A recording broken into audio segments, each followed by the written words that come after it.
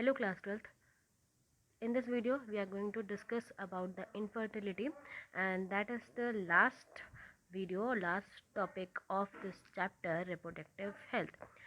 So जैसे कि हम प्रीवियस डिस्कस कर रहे थे अबाउट द रिप्रोडक्टिव हेल्थ कि किस तरीके से जो रिप्रोडक्टिव हेल्थ है वहाँ पर सोशली मेंटली बहुत सारी चीज़ें आती हैं, एंड जो चाइल्ड वेलफेयर प्रोग्राम्स होते हैं, मदर वेलफेयर प्रोग्राम्स होते हैं, जिनके थ्रू वो सारी जो मदर एंड चाइल्ड की केयर की जाती है, वो सब चीज़ें बताई गई। And also there are so many methods जिनके थ्रू जो बर्थ कंट्रोल है उन्हें कंट्रोल किया जा सकता है।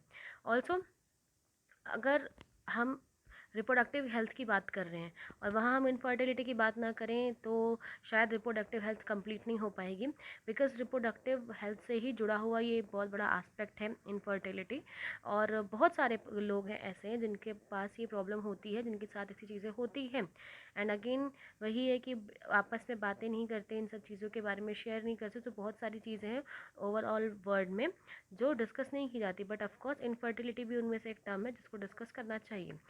जैसे कि यहाँ बताया गया कि जो हमारा रिप्रोडक्टिव हेल्थ चैप्टर है वो इनकम्प्लीट है, विदाउट इट पूरा ही नहीं होता। बहुत सारे ऐसे कपल्स हैं in India and overall world में जो कि क्या है, इनफर्टाइल है, यानी कि उनमें फर्टिलिटी से रिलेटेड प्रॉब्लम है। इनफर्टाइल्स को आप गलत सेंस पे न लीजिए। इनफर्टाइल जैसे बस यही है कि कुछ ऐसी प्रॉब्लम्स हैं बॉडी में, जैसे नॉर्मल होता है किसी को खून की कमी हो गई, तो खून की कमी क्यों हो गई, बिकॉज जो ब्लड आरबीसी है उनके नंबर कुछ कम हो रहे हैं, दैट्स इट। तो वैसे ही जो इनफर्टिलिटी है वो कोई बुरी बात नहीं है। इनफर्टिलिटी इन द सेंस कि जो भी स्पर्म का फॉर्मेशन है या फिर ओव्यूलेशन में जो ओवा का फॉर्मेशन है वो नहीं हो पा रहा है सही से, बिकॉज ऑफ सम रीज़न, कुछ फिजिकल रीज़न हो सकते हैं, कुछ साइकोलॉजिकल रीजंस होते हैं, दैट्स इट। उसके अलावा ऐसी कोई बड़ी थी इशू यहाँ पर नहीं है। ओके, सो रीज़न बताया गया है यहाँ पर।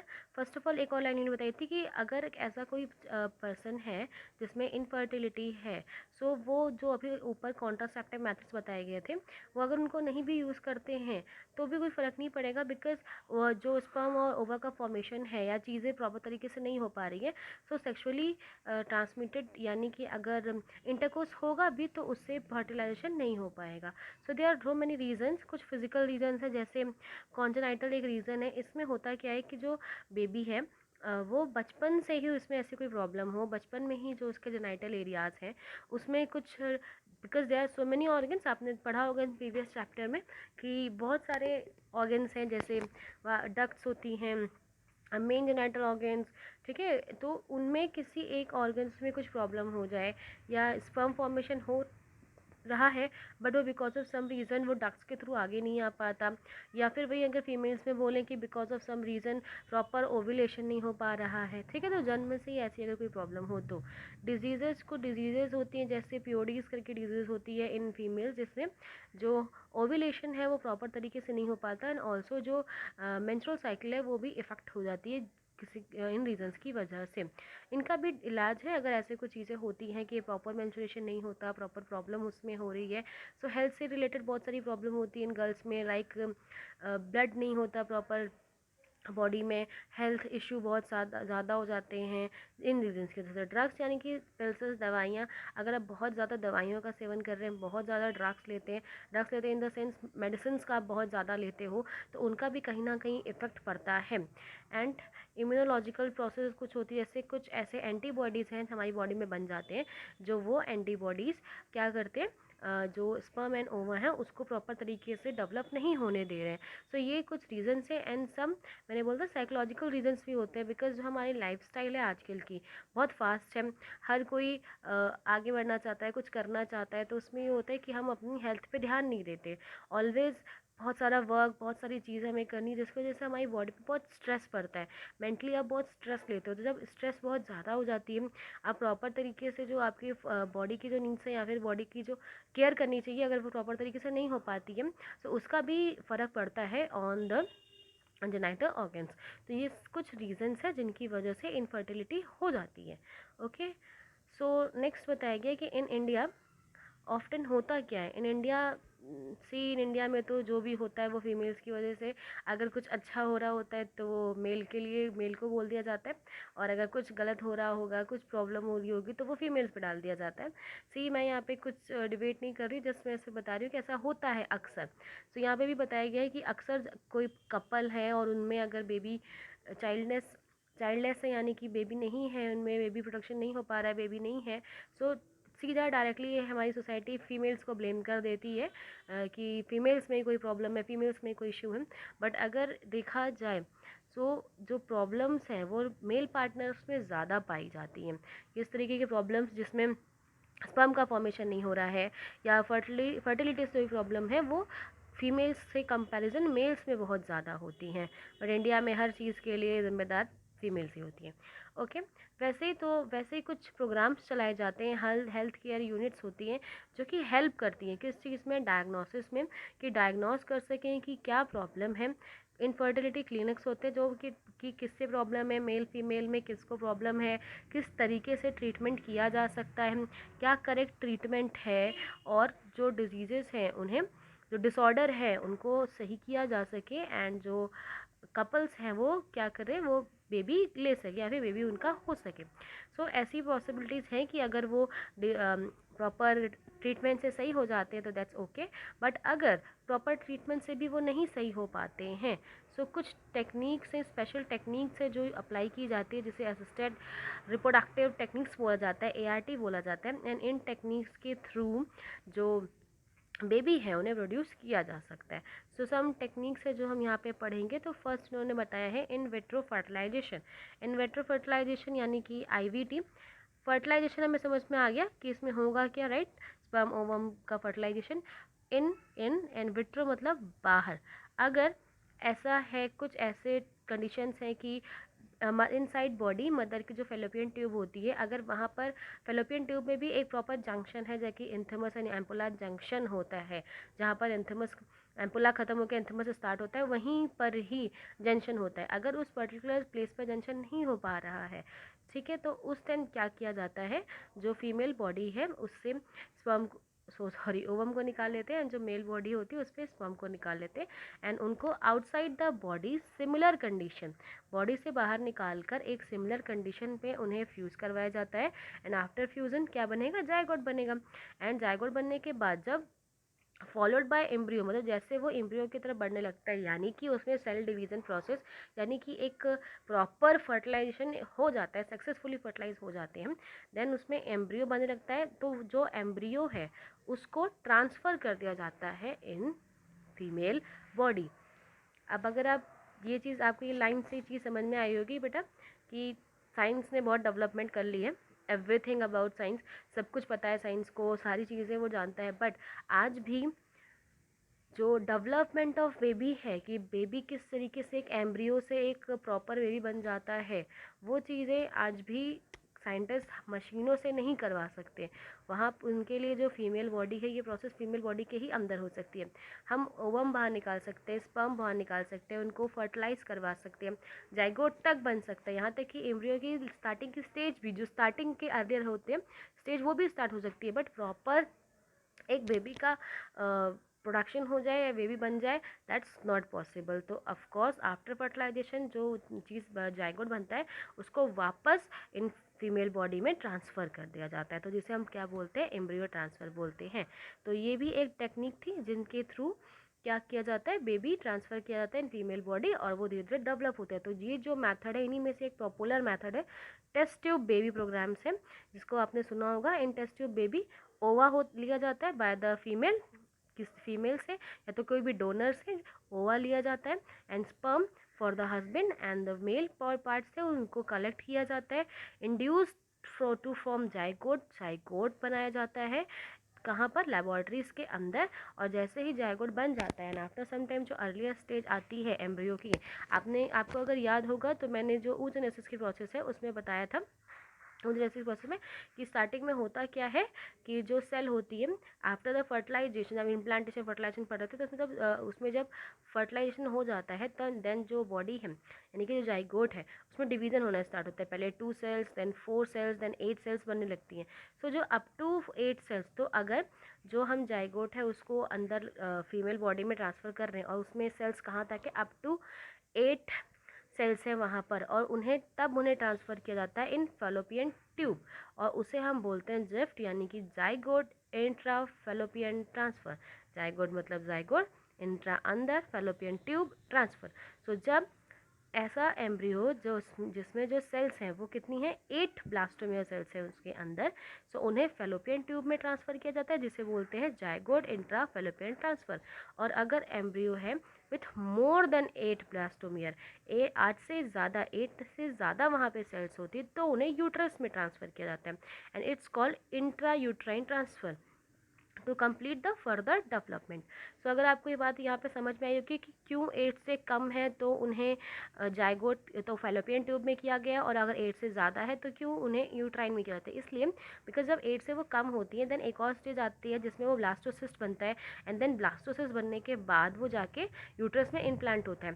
सो अगर 8 से कम सेल्स होंगी तो उन्हें फैलोपियन ट्यूब में डाल दिया जाता है जिसके वो आगे की प्रोसेस प्रोसीड खुद कर सके, एंड अगर 8 से ज़्यादा सेल्स हो गई हैं तो अब वो स्टेज आ चुकी है कि वो इम्प्लांट हो जाएगा कुछ समय में, इसीलिए उसको डायरेक्ट यूट्राइन में ही ट्रांसफ़र कर दिया जाता है। ओके, सो ये एक मेथड था जिसमें बॉडी के बाहर फ्यूज़ करवाने के बाद उसे मदर की यूट्राइन में ट्रांसफ़र कर दिया जाता है, यूट्रस में ट्रांसफ़र कर दिया जाता है।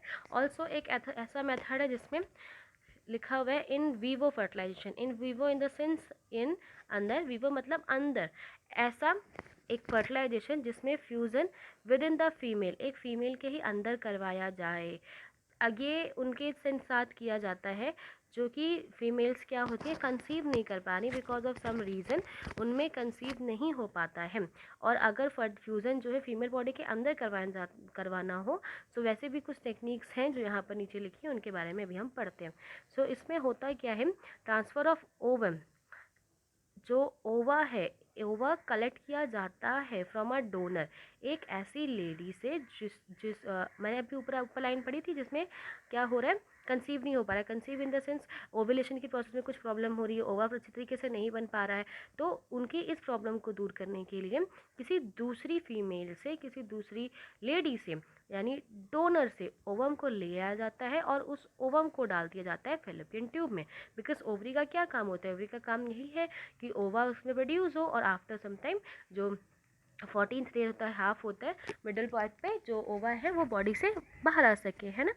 सो बॉडी से इन द सेंस जो कैपियन फॉलिकल्स होते हैं उनसे वो बाहर आ सकें।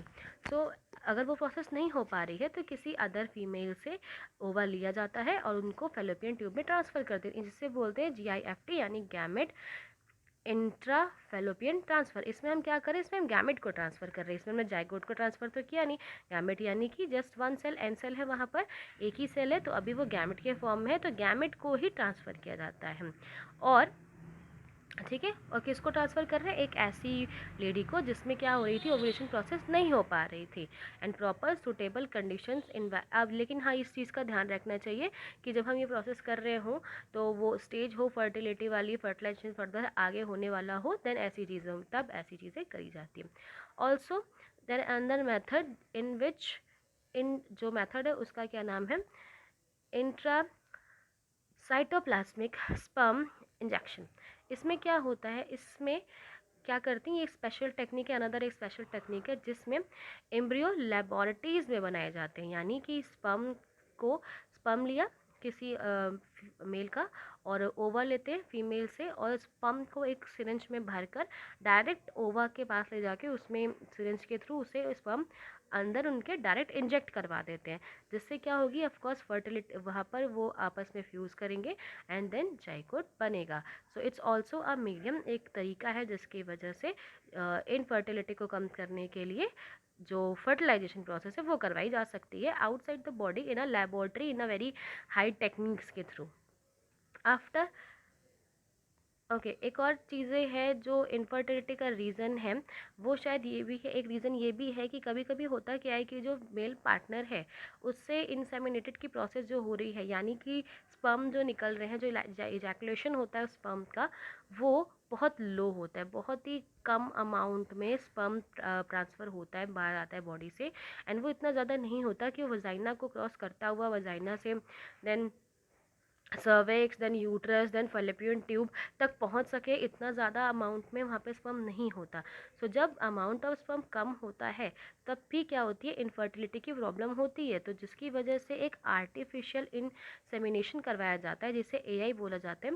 और इस टेक्निक में करते क्या है कि जो स्पर्म है या फिर सॉरी जो सीमेन है उनको क्या करते हैं, कलेक्ट किया जाता है, उन्हें धीरे धीरे धीरे करके कलेक्ट करते हैं बाय हस्बैंड। आप हस्बैंड से भी करवा सकते हैं और किसी हेल्दी डोनर से, अगर आर्टिफिशियली है उनसे इंड्यूस करवाना हो, सो किसी डोनर के थ्रू और किसी या तो हस्बैंड के थ्रू स्पर्म को एंड जो सीमन के फॉर्म में बॉडी से बाहर आता है उसे कलेक्ट करवाया जाता है। एंड देन कलेक्शन करने के बाद वो प्रॉपर वजाइना के अंदर इंट्रोड्यूस करवा दिया जाता है, या तो वजाइना में या फिर यूट्रस में प्रॉपर उसको डाल दिया जाता है। सो ये प्रोसेस क्या कहलाती है, इंट्रा यूट्राइन इंसेमिनेशन, जिसमें इंसेमिनेशन से आप समझ गए होंगे कि सीमन ही ट्रांसफ़र कराया जा रहा है इन फीमेल बॉडी। ये तब होता है जब जो स्पर्म है वो बहुत कम अमाउंट में निकल रहा होता है तब। ठीक है, सो ये आपने टेक्निक्स पढ़ी बहुत सारी, जिसमें आपने देखा कि अगर जो फर्टिलाइजेशन है वो बॉडी के बाहर हो सके तो वो करवाया जाता है, अगर बॉडी के अंदर फर्टिलाइजेशन करवाना है तो किसी और मदर के थ्रू या किसी और लेडी से, डोनर से ओवा ले लिया जाता है, या लेबोरेटरीज में फ्यूज़ करवा दिया जाता है, या फिर सीमेंट ट्रांसफ़र कर दिया जाता है। So they are so many techniques जिसका यूज़ करके बहुत सारे ऑप्शन है जिससे इनफर्टिलिटी से डील किया जा सकता है। बट ये जितनी भी सारी टेक्निक्स अभी हमने देखी, they all required very higher professional doctors, professional specialised stream. एक ऐसे जब ये चीज़ें होती हैं तो बहुत स्पेशलाइज्ड प्रोफेशनल्स की ज़रूरत होती है। ऑल्सो बहुत एक्सपेंसिव इंस्ट्रूमेंट लगते हैं वहाँ पर, इंस्ट्रूमेंट बहुत महंगे महंगे होते हैं, और ऑफकोर्स डॉक्टर्स की फ़ीस एंड ऑल ये सारी चीज़ें।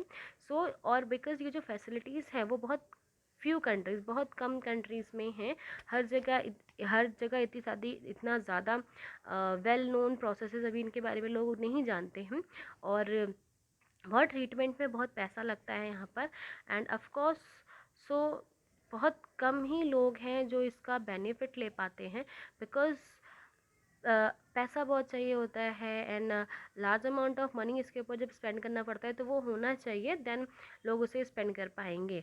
और एक और रीज़न यहाँ पे ये भी होता है, बिकॉज जो जैसे अभी आपने देखा कि स्पर्म है या ओवम है वो किसी और मदर से आ रहा है या किसी और डोनर से लिया जाता है, मेल डोनर या फीमेल डोनर। सो जेनेटिकली अगर वो देखें, जेनेटिकली वो क्या होता है, अगर वो बेबी को चेक करें, अगर उसका हम जीन्स और डीएनए वगैरह निकालें तो जिस मदर का वो ओवम होगा वो उन्हीं से मैच होगा। सो बहुत सारे चीज़ें हैं जो एक चाइल्ड के साथ जुड़ी होती हैं, जैसे कि एक इमोशनल टच होता है उससे, ठीक है, हमारा baby and all. So emotional touch होता है, कुछ रिलीजियस थिंग्स होती हैं, एंड ऑल्सो बहुत सारे ऐसे सोशल फैक्टर्स हैं, ठीक है। तो जो जिसकी वजह से ये जो मीडियम से लोग नहीं चाहते इन्हें अडॉप्ट करना। बट इन शॉर्ट इन जो चीज़ें अभी हमने इतनी सारी पढ़ी, उसका एक ही मोटिव था, और मोटिव ये था कि एक चिल्ड्रन चाहिए, जस्ट एक बेबी होना चाहिए घर पर टू कंप्लीट अ होम। सो अगर अकॉर्डिंग टू मी एक बहुत अच्छी टेक्निक है इन सब टेक्निकों से हटकर, अभी तक आपने जितनी भी चीज़ें पढ़ी उन सबसे बेटर टेक्निक है ये। और वो ये है कि इन इंडिया बहुत सारे ऐसे बच्चे हैं जो ऑर्फनेज है, मतलब ऑर्फेंड है, उनके मदर फादर नहीं हैं, बिकॉज ऑफ सम रीज़न वो ऑर्फनेज में रह रहे हैं, अनाथालयों में रह रहे होते हैं, एंड दे फेस अलॉट, बहुत सारी चीज़ें फेस करते हैं। एक छोटी सी लाइफ से जहाँ पे बचपन में सिर्फ उन्हें ये पता होना चाहिए कि ये उनके गेम्स हैं, ये उन्हें खेलना है, जस्ट दिन भर वो अपनी मस्ती में बिजी रहें, अपनी चीज़ें करें, तो उस टाइम पर उन्हें बहुत सारी चीज़ें सफ़र करनी पड़ती हैं, बिकॉज प्रॉपर चीज़ें नहीं होती उनके पास, प्रॉपर फूड नहीं होता, प्रॉपर क्लोथ्स नहीं होते, बहुत सारी प्रॉब्लम्स होती हैं। सो अगर ऐसे कभी सिचुएशन आए इन लाइफ, अगर ऐसा कभी होता है कि आप ज़रूरत है किसी बेबी को अडॉप्ट करने की, या जो ऊपर टेक्निक्स बताई गई थी उनमें से किसी टेक्निक्स आपको अप्लाई करने की, तो उन सब में एक बेस्ट टेक्निक्स यही है कि आप किसी एक ऐसे बच्चे को लें जो कि जिसे उसकी सबसे ज़्यादा ज़रूरत है। किसी अनाथालय से या ऑर्फनेज से बच्चों को अडॉप्ट भी किया जा सकता है। एंड जो हमारी गवर्नमेंट है, जो हमारा लॉ है, इसको बिल्कुल तरीके से परमिट करता है, परमिशन दे रखी है उसने कि अडॉप्शन बिल्कुल किया जा सकता है। इससे दो चीज़ें होंगी, पहला तो एक जो कपल है, जो पेरेंट्स है, जो बेबी चाहते हैं उनको बेबी मिल जाएगा, और दूसरा वो जो बच्चा है उसे भी एक लाइफ मिल जाएगी, बिकॉज उसके लिए भी एक मदर और फादर वहाँ पर होंगे, because mother and father are the most precious gift of life. तो हर बच्चा चाहता है कि उसके मदर फादर हमेशा उसके साथ रहें। सो इस टेक्निक के थ्रू क्या किया जा सकता है, दो प्रॉब्लम सॉल्व हो सकती हैं। बेबी की को एक घर मिल जाएगा, और अगर ऐसे पेरेंट्स हैं जिनको बेबी की ज़रूरत है उन्हें एक बेबी मिल जाएगा। सो अकॉर्डिंग टू मी, और ऐसा कर ही देना चाहिए कि अगर आप इनफर्टिलिटी से आपकी रिलेटेड कोई प्रॉब्लम नहीं है तब भी एक बेबी अडॉप्ट कर लेना चाहिए। अगर आप कैपेबल हैं, मतलब आप बच्चे को हर एक चीज़ प्रोवाइड करवा सकते हो, आप पे कोई बर्डन नहीं पड़ेगा, एक बहुत अच्छी तरीके से लाइफ एक बेबी को अडॉप्ट करने से भी हो जाएगी, तो एक बेबी अडॉप्ट करना चाहिए। एंड ये बेस्ट मेथड है, यहाँ पे सी लिखा भी है, one of the best method for couples looking for the parenthood. तो एक बहुत बेस्ट मेथड है एक ऐसे पेरेंट्स के लिए जिन्हें बेबी अडॉप्ट करना होता है। Okay, so from this note ये जो लेसन है वो आपका कंप्लीट होता है, रिप्रोडक्टिव हेल्थ, जो कि आपने पढ़ा। इजी लेसन था, सिर्फ यही बताया गया कि क्या रिप्रोडक्टिव हेल्थ है हमारी इंडिया में, कौन कौन सी चीज़ें हैं और किन प्रोग्राम्स के ऊपर वर्क किया जा रहा है, कॉन्ट्रासेप्टिव मेथड्स क्या क्या होते हैं, एमटीपी क्या है, राइट, और सेक्सुअली ट्रांसमिटेड डिजीजेस क्या होते हैं, और ऑल्सो फर्टिलिटी को यहाँ पे डिस्कस किया है। So important chapter, and I think आपको सब इसमें समझ में आया होगा। Okay, thank you.